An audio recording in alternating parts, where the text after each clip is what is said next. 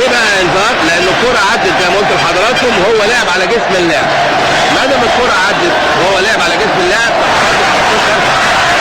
الا اذا كان مصاب في المرمى او في احتمال كبير جدا يجيب بهدف يبقى هنا كارت.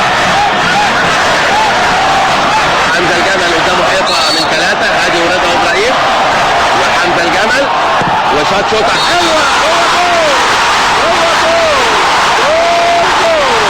انما رايه وكفاره الجول اتلغى.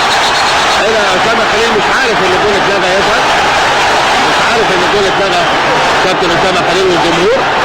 انما الجول اتلغى. ليه؟ في رايه هناك ان في واحد متسلل اوف سايد. الجول اتلغى. وكان مكمل الناحيه الثانيه بالهدف عصام حسن. هنشوفها مره ثانيه مع بعض. اهي اوف سايد مظبوط. يا سلام عليك يا كابتن يا ضياء. يا سلام عليك يا خالد يا مرجان يا حامل الرايه. نفسي ان احنا قبل ما نتسرع وقبل ما نعمل مشاكل وقبل ما نثور نشوف الكوره مظبوط ونشوف قرار الحكم بناء ازاي.